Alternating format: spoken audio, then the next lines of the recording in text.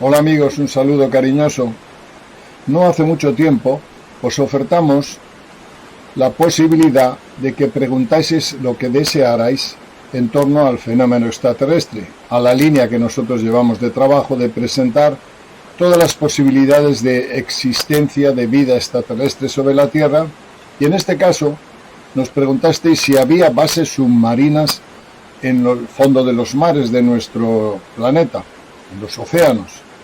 Efectivamente, hay muchos casos, cantidad de contactados que hablan y de programas y de testigos que hablan, bases submarinas, y en este caso ya no serían ovnis, serían OSNIs, objeto submarino no identificado, y en otros lugares fuera de la atmósfera de la Tierra, en órbita sobre el planeta. Hay bases en todos los sitios. De hecho, hay un contacto que me acuerdo muy bien de un sudamericano, de Enrique del Castillo Rincón, que luego me voy a referir a él, que le pregunta también si hay bases en la Tierra, y dice: cualquier civilización que venga de muchos años luz o de mucha distancia siempre tienen una base o en órbita o en la Luna o en tierra o bajo tierra o bajo el mar, que en este caso vamos a hablar de las bases submarinas. Hay un sinfín testimonios en relación a este tema. También es verdad que según sea la latitud y la cultura de cada pueblo, ellos se atribuyen que hay un lugar mágico, un lugar subterráneo, dioses que aparecieron en una cueva o que vinieron del mar. La más antigua es la leyenda de Oanes, el dios pez, que vino en la zona de Mesopotamia, vino del mar, vino por el mar, y les trajo a los antiguos habitantes de Ur, de la ciudad antigua de Caldea, toda esa zona, les trajo la cultura, la forma de trabajar los metales, los tejidos, la minería, la agricultura, Oanes.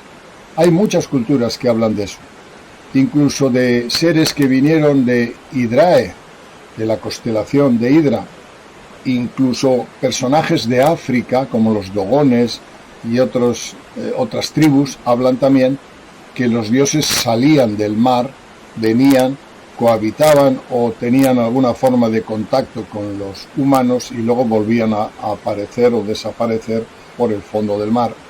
Bueno, yo la verdad es que vivo encima de una base submarina, donde yo vivo en la isla de La Palma, en la vertical de mis ojos, y no a muchos kilómetros, es decir, que está a la altura de la vista mía, existe la mítica ciudad de San Borondón. San Borondón, que es una isla sumergida en el mar, que aparece y desaparece de vez en cuando, maravillando a todos los seres que de una u otra manera la han visto. Yo llevo muchos años aquí frente a la costa, nunca la he visto, pero la leyenda persiste, y en el siglo XVI fue tan fuerte que incluso los mapas de ese tiempo, los cartógrafos, dibujaban la isla de San Borondón como algo real, y se hicieron muchas expediciones para encontrar esa isla. Todo viene de la leyenda de San Brandán, un monje irlandés que venía por estas latitudes y en una tormenta inmensa que pensaba que se iba a ahogar, pidió a Dios que le dejara oficiar misa. Se paró la tormenta, subió una isla desde el fondo del mar y allí ofició misa. Lo que pasa que no pasó un día, sino que cuando él pensaba que había estado simplemente un día, habían pasado 7 años. Esa es la leyenda. Bueno, pues esa isla submarina que aparece y desaparece está enfrente de mi casa. Yo, en plan jocoso, cuando hacemos una celebración, de vez en cuando pongo una tacita de chocolate, porque el café no creo que tomen los extraterrestres porque excita un poco. Pues pongo una tacita de chocolate a ver si suben del fondo del mar y vienen a tomar la tacita de chocolate, pero nunca vienen. Sin embargo, sí que tuve una experiencia interesante en torno a la isla. Una experiencia que después de muchos años me he dado cuenta que tenía sentido. ¿Por qué? Yo vivía en el norte de España, siempre he vivido en la zona del norte, en las Vascongadas, en Bilbao concretamente, donde está mi familia. Pero por una serie de peripecias he terminado en la isla de La Palma, cerquita de África. Y sí que vi la isla de San Borondón, la vi, pero en forma onírica. Lo que voy a presentaros ahora es la leyenda de la isla de San Borondón, que es donde yo vivo, que en teoría sería una base submarina. Algunos dicen que no es una isla, es una especie de artefacto, un OSNI, en este caso una nave inmensa que está en las profundidades del mar. Lo curioso, queridos amigos, es que efectivamente un amigo mío, que se llama Óscar, que forma parte del grupo Espírita de La Palma, que es un grupo muy activo en tema de esotérico y espiritista, me mostró las fotos realizadas por un astrónomo, que hay muchos astrónomos porque tenemos unos observatorios enormes, y me mostró varias naves como en alta velocidad, cámaras de alta velocidad, se sumergían en esta zona precisamente. O sea que lo he visto por el aire y lo he visto de una manera extraña, como vais a ver ahora. No suelo soñar casi nunca, pero cuando tengo alguna experiencia onírica normalmente se cumple. Por eso prefiero no soñar, pues me asusta. Si el sueño me muestra alguna tragedia o algún futuro percance, no me gusta.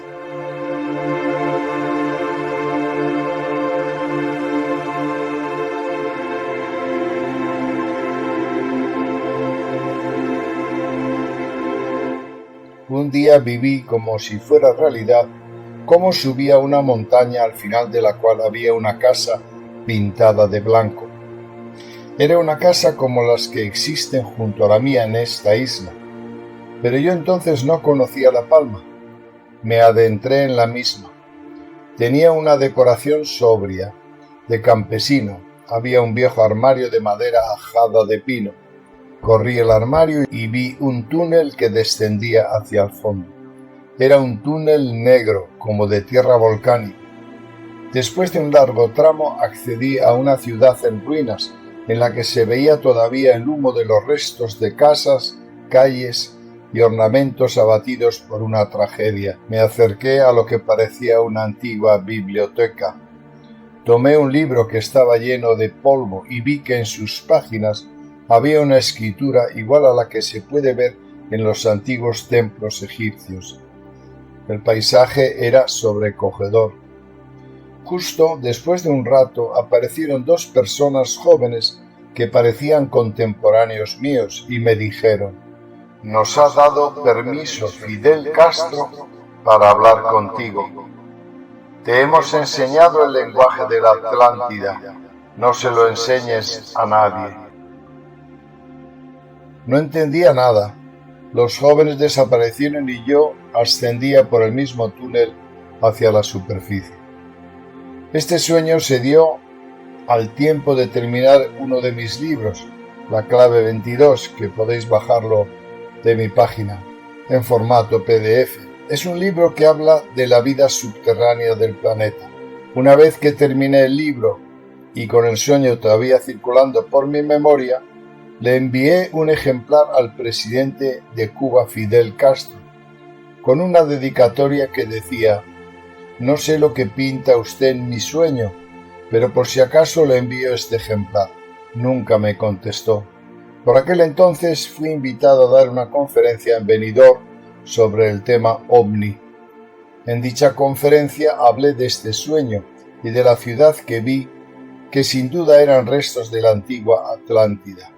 Terminada la conferencia, una señorita se acercó a mí y me dijo: «Se ha equivocado usted de Fidel Castro, pues ese Fidel es un contactado que vive en la isla de La Palma, y que asegura tener contacto con seres extraterrestres que viven bajo las aguas de la isla».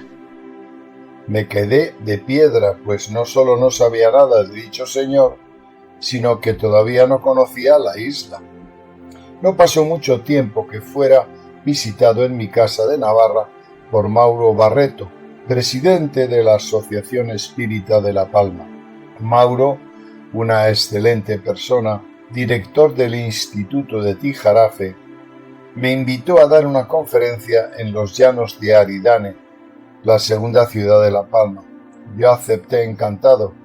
Allí conocí también a Óscar, un erudito de dicha asociación espírita, al que le pregunté si había oído hablar alguna vez de un tal Fidel Castro.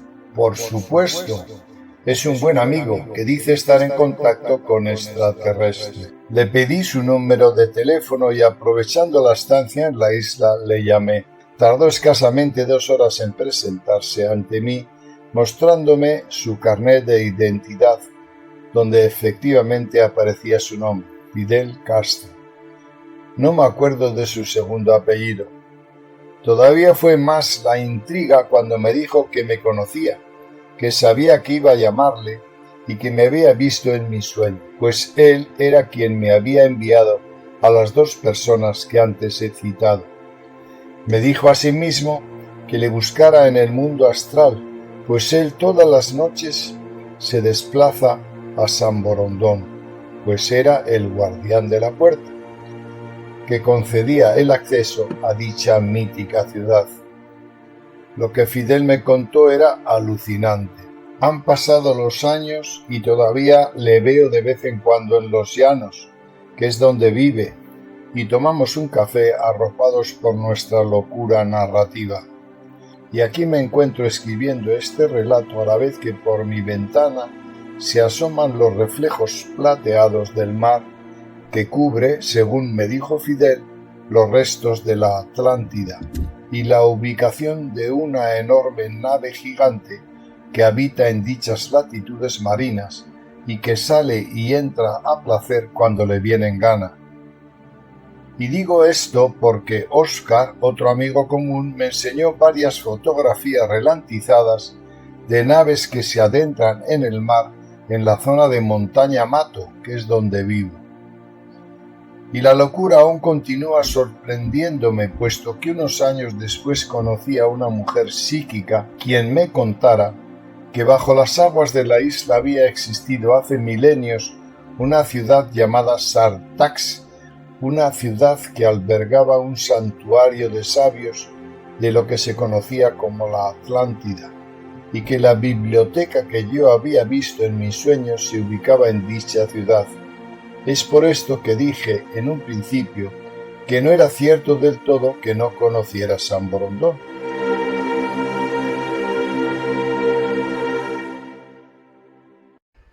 ¿Os ha gustado la historia? Bien, queridos amigos, aquí estoy esperando que suban alguna vez los habitantes de la antigua Atlántida o de la isla de San Borondón o de la dichosa nave espacial que está abajo, que suban a tomar chocolate. También os invito a vosotros que vengáis a tomar chocolate, que por cierto está muy rico. La otra historia que quería contaros es la de Enrique del Castillo Rincón. Podía haber hablado de otras bases y de otros testimonios, pero esta es muy bonita porque está muy bien contada y muy bien ilustrada. Resulta inverosímil, es decir, en una de las fosas más profundas de nuestros océanos hay una base que fue visitada por Enrique del Castillo Rincón. Otros testigos y seres de las Pléyades bajaron hacia fondo, había una cúpula que tenía dentro vegetación, una vida entera, una vida autónoma de entidades o de seres extraterrestres que habían creado una burbuja de vida extraordinaria.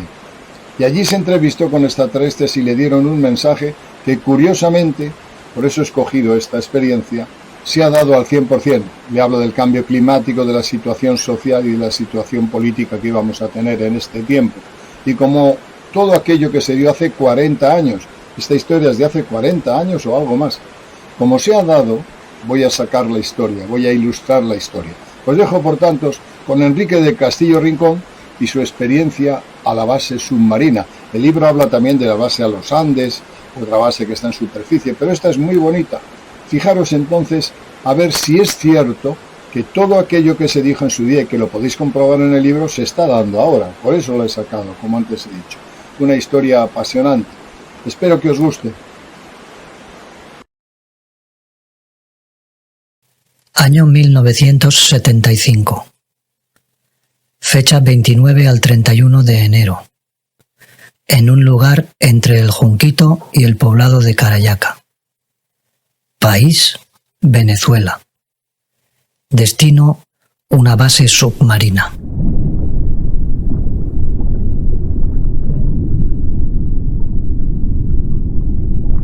El día 30 de enero, segundo día de mi permanencia en el vórtice, fui despertado por un pequeño toque en la puerta de mi habitación. Eran las 6 de la mañana. El instructor 4 se dirigió a mí y con una señal de su mano me pidió que lo siguiera. No sin antes haber expresado muy amablemente los buenos días, me llevó a un pequeño salón en donde vi a otros compañeros de aventura. Al ratito llegaron otros 2 que se sumaron al grupo para completar 6, y entre el grupo, la única mujer, Elaine, se encontraba entre los seleccionados. Estaba un poco nerviosa y tensa a ojos vista. Es para mí bien difícil describir un perfil de los que me acompañarían en esta experiencia. Solo puedo decir que yo era el de más edad entre los 6. En esta oportunidad nos llevarían, según dijo el instructor, a una base submarina en el fondo del mar. Esta visita obedecía a un asunto muy importante, y por tal razón, esta increíble aventura dejaría ver en todo su esplendor hasta dónde ellos podían enseñarnos esta base de los extraterrestres en nuestro planeta, que en conjunto con otra raza habían construido ya hacía muchos, pero muchos años. Fuimos llevados inmediatamente por un pasillo subterráneo, iluminado de una extraña luz incrustada en el piso cubierto de baldosas transparentes, cuya luz daba la impresión de estar a plena luz del sol. Continuamos por un pasillo cuyo trecho podría ser de unos 100 metros de longitud, y solo con 2 pequeñas curvas. Al llegar a un recodo del trayecto, habíamos salido a una especie de cráter artificial de unos 200 metros de casi circunferencia, enclavado en el morro de la montaña andina. Al lado de la salida de este formidable túnel, a la izquierda, habían suspendidas en el aire 6 naves de aproximadamente unos 7 u 8 metros de longitud, por unos 3,5 de altura. Estaban allí quietas, resplandecientes. Todas eran iguales, circulares, sin remaches o uniones, y bruñidas, metálicas, con una pequeña cúpula a manera de lugar de observación. Estaban a unos, quizá, 6 metros del suelo, estáticas. Nos acercamos con el permiso de Cyril, ahora Krishnamerk, y pasamos las manos por debajo, alargándolas hasta donde pudiéramos, pasando las manos una y otra vez, pero nada. No se escuchaba ningún tipo de ruido o se percibía algo que sostuviera las naves. Más bien, parecían sujetas por un hilo invisible.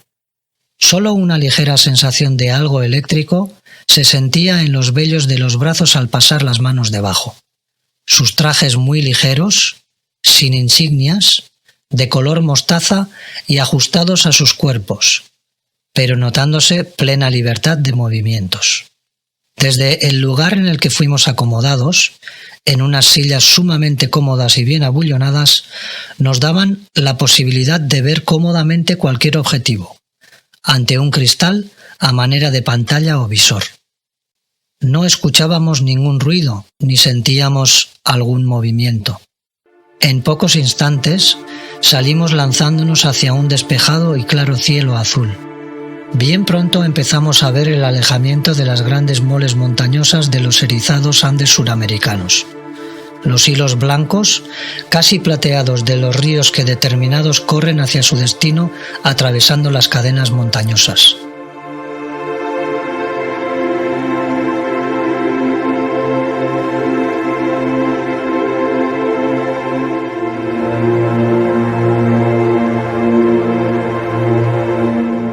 Han pasado unos 10 minutos y Cyril nos informa. Nos encontramos sobre el mar Pacífico, llegando a una zona conocida como el Foso de las Marianas.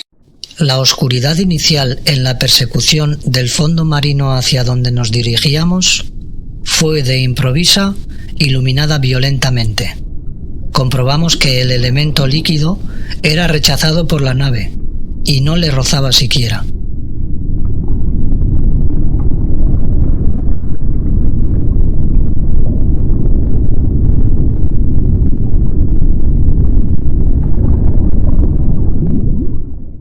Había una especie de rechazo. Cyril nos dijo: un campo de energía impide el roce con la estructura de la nave. Esta repele el agua. Por esta razón no corremos el riesgo de ser aplastados por la presión. Ahora estamos penetrando a uno de los lugares más profundos de este planeta, conocido y tal como lo denominan ustedes, el Foso de las Marianas. Observen con cuidado, pues nunca antes un terrestre había logrado llegar a esta profundidad. Ahora el fondo marino está iluminado en una determinada área, y grande. Se puede distinguir una cúpula perfectamente iluminada. Es muy difícil calcular su tamaño. ¿Qué clase de construcción es esta? ¿Un espejismo? Yo diría, milagrosa.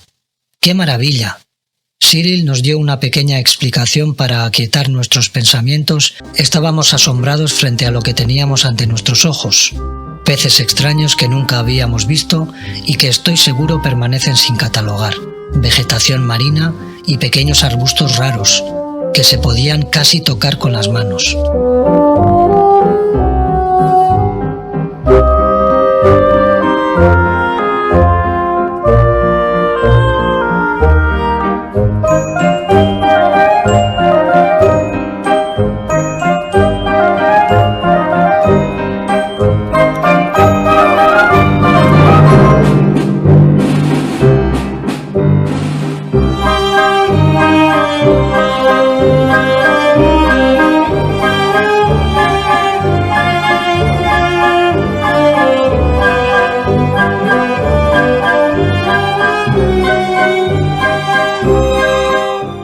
Nos quedamos absortos, en contemplación del paisaje que se nos ofrecía a nuestros incrédulos ojos. Árboles extraños, vegetación, aceras, paredes como de cristal, estructuras de lo que parecía ser granito y metal, colores en las paredes de cristal vítreo, luces agradables a la vista. Grandes helechos colgaban de las vigas que atravesaban la estructura del edificio con una amplitud y campo abierto impresionantes.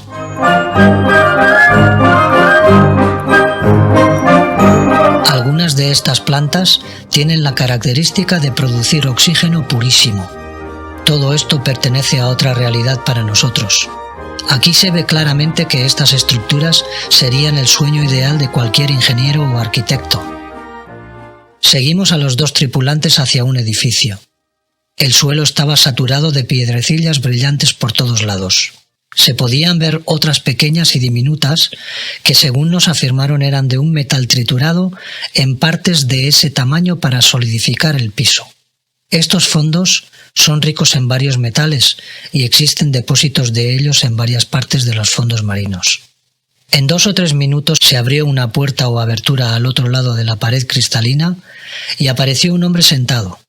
Era joven, con una cabellera casi amarilla y abundante que le llegaba a los hombros. Pero lo que más nos llamaba la atención era su semblante. Su aspecto emanaba una radiante inteligencia y paz, con una fuerza misteriosa en su mirada, firme, directa y bondadosa. Se levantó y nos sonrió. Nos presentó las palmas de su mano y nos saludó dándonos una cordial bienvenida. Vestía un overol azul claro y muy sencillo.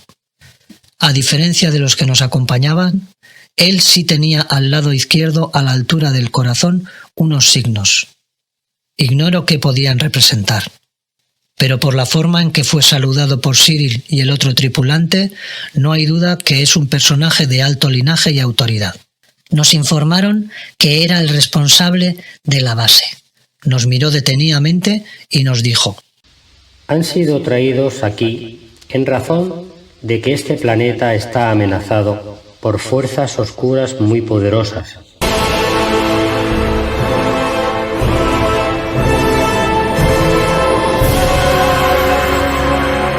Y a la vez por un posible cataclismo de grandes repercusiones, precedidos de varias calamidades de diferentes órdenes. Vuestra presencia aquí también tiene un profundo significado para nosotros, que por el momento no debéis saber. El enflaquecimiento de la capa de ozono de forma constante, la contaminación de las fuentes de vida. Se refería al agua, ríos, mares, lagos, etc. Y la desmedida tala de bosques, la finalización de las especies y ciertas especies que os traerán enfermedades y virus que están controlados por alguna de ellas. Aquí se refiere a que sin nosotros saberlo, existen ciertas especies de plantas e insectos que bloquean a ciertos virus para que no se desarrollen y ataquen a la población. Las guerras, algunos trabajos en el campo de la genética, que traerán graves consecuencias. Los científicos irresponsables, que juegan con sus inventos de destrucción masiva. Los enfrentamientos religiosos que fomentan sus líderes. El hambre cada vez más marcada por pérdidas de los cultivos, por sequías y cambios de los climas y otras desgracias que se producirán por el enflaquecimiento de las capas de atomización terrestre y las desmedidas e irresponsables pruebas indiscriminadas con armas atómicas.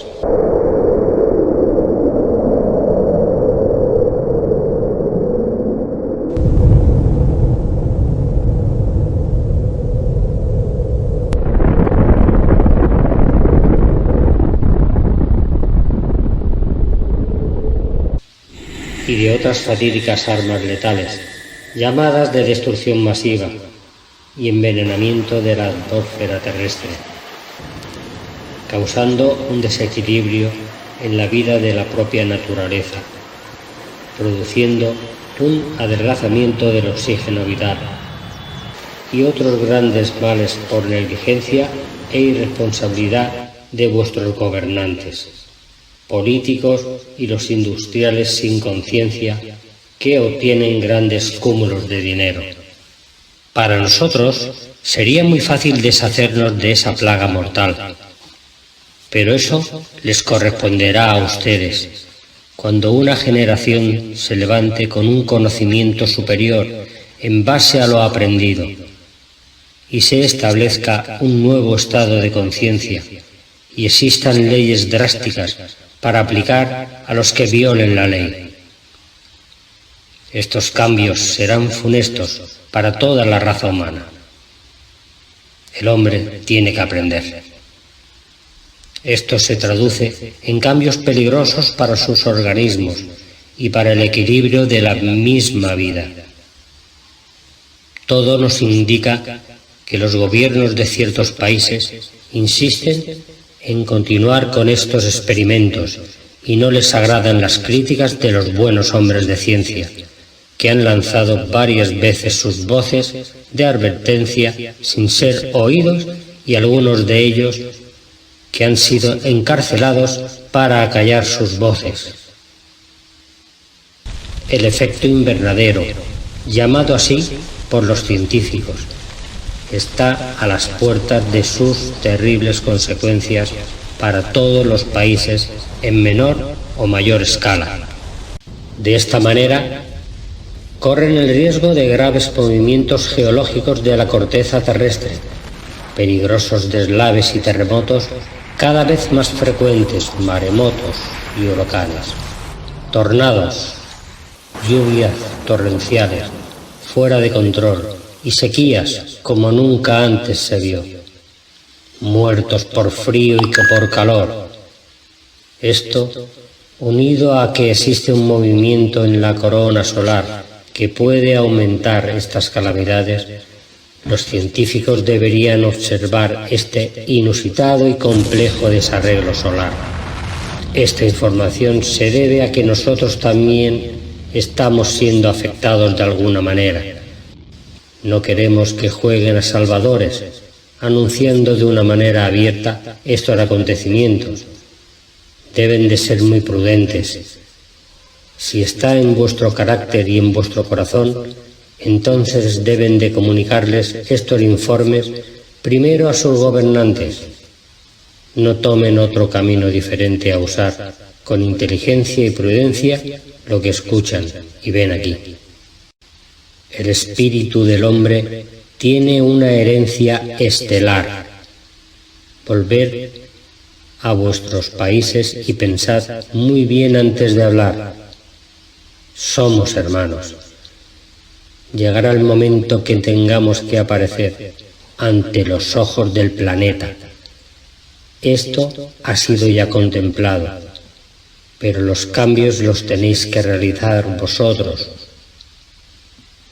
Me despido de ustedes pensando en el buen uso de su inteligencia y criterio para afrontar los cambios que llevarán al hombre a reconocer su esencia interior, y aprenderá y comprenderá que su propia naturaleza es la eternidad.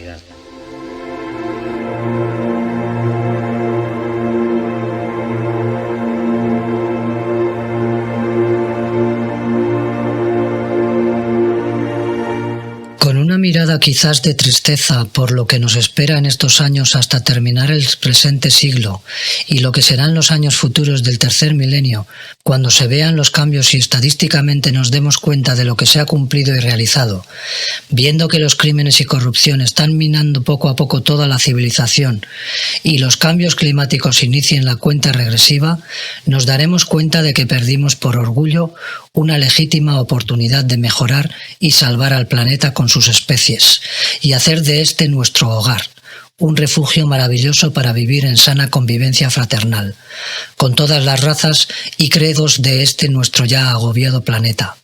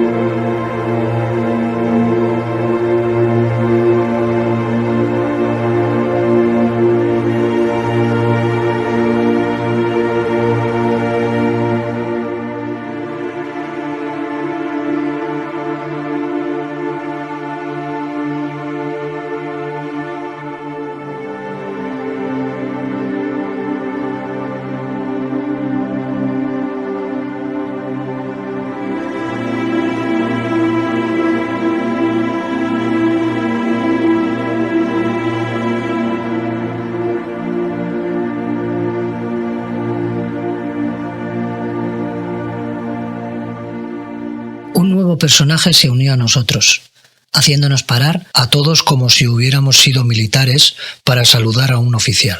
Este personaje, esta vez de pelo oscuro, y era el primero entre los aliens de pelo así, nos saludó efusivamente presentando al nivel del pecho su palma de la mano, haciendo nosotros lo propio. Nos invitó a sentarnos.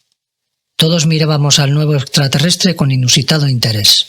Después de unos segundos de silencio lapidario, nos habló telepáticamente y nos dijo: después de muchos estudios pormenorizados de nosotros en vuestro planeta, que llevan muchísimos años de observar el comportamiento de la naturaleza y las estructuras y capas de atomización terrestre, hemos llegado a la conclusión, no así definitiva, de que en el planeta se darán cada vez con más frecuencia y quizá con más intensidad movimientos telúricos profundos en los fondos de la Tierra, que podrían activar volcanes y traer consecuencias funestas no determinadas.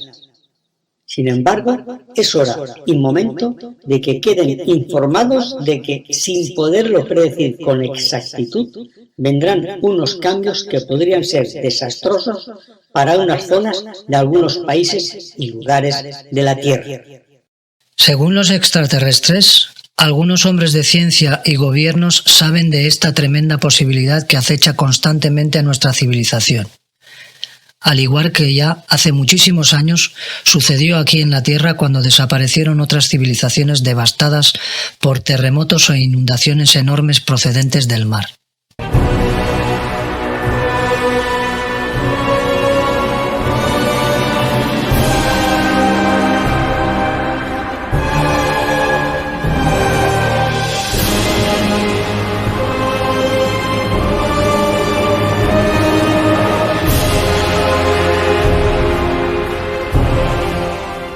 Esto es parte del aparejamiento de las capas internas que sufre el planeta de manera natural, en busca de una formación más estable y de estructuras más sólidas. Visto de otra manera, es necesario que esto ocurra, ya que es parte de la propia evolución de la Tierra. Es importante que digan a sus respectivos gobiernos la importancia de lo que han oído aquí. El gran problema que enfrentarán es que nadie les creerá. Por esta razón, ustedes están en capacidad de rechazar tal solicitud y dejar los informes para mejor oportunidad futura. Además, es bien sabido que pueden perjudicarse de forma personal por sus amigos y conocidos, los medios de difusión y otros, al declarar que ustedes están locos. Ha sido muy difícil dar esta oportunidad a unas personas como ustedes. Son gente común y corriente. Todos gozan de credibilidad en el medio en el que se mueven, y así es más seguro aceptar que ustedes no se inventaron tal información. Llegarán tiempos en que nosotros tengamos que hacernos ver abiertamente. Durante mucho tiempo hemos contemplado esta posibilidad. Sabemos también que muchos de los científicos que aceptan nuestra existencia han sido desacreditados y atacados por grupos oficiales y científicos de mentes estrechas que sufren de miopía mental, al igual que ya en el pasado ha sucedido. Las iglesias irán poco a poco aceptando nuestra presencia en la tierra y también que fuimos nosotros y no dioses los que legamos a la humanidad a través de múltiples contactos directos con varias civilizaciones, los conocimientos y enseñanzas que todavía siguen vigentes. Esto no se hará esperar más de 50 años. Esta información fue dada en 1975.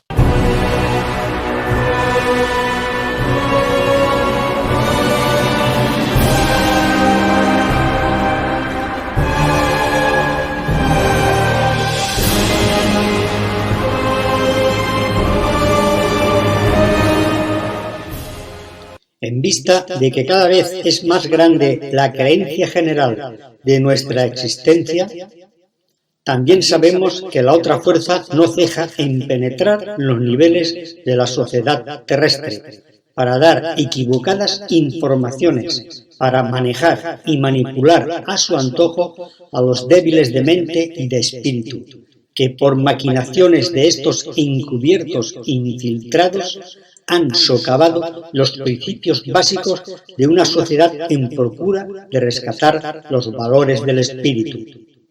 Son muchos los hombres de bien que han sido presa fácil de esta situación aberrante que sufre la Tierra.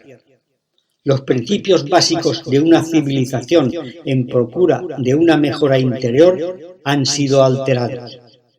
Este conjunto de extraterrestres, que son una aberración genética, están ofreciendo poder y dinero fácil para aquellos que no pueden controlar sus acciones y llevan en su interior un deseo irreprimible de obtener todo lo mejor que se ofrece para vivir en la opulencia.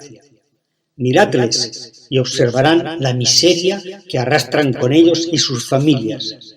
Se darán cuenta que no es el dinero o el poder, que es transitorio, lo que finalmente hace de un ser humano un verdadero hijo universal. No deben de temer nada, pues nada los afectará en este camino de consecución de estos valores para no solo sobrevivir, sino para llevar por siempre en las neuronas de la memoria este amanecer esplendoroso en que se revelen las potencias estelares. Otras civilizaciones del pasado ya fueron bautizadas con el legado del conocimiento superior, pero no pudieron sobrevivir al caos cuando les fue ofrecido el poder terrenal en vez de obtener la paz y seguro del vientre universal. Llegamos a la cámara en donde se encontraba la nave ya lista para partir. Nos acomodamos de nuevo en el escaño esperando la orden de salir. Unos minutos después, Cyril se apersona de nosotros y nos avisa que estamos saliendo. La nave se suelta de la fuerza que la sostiene por la base y es liberada para salir lentamente, con el agua separándose de nuevo de la estructura, y la luz mortecina que va desapareciendo entre las profundas aguas del Pacífico.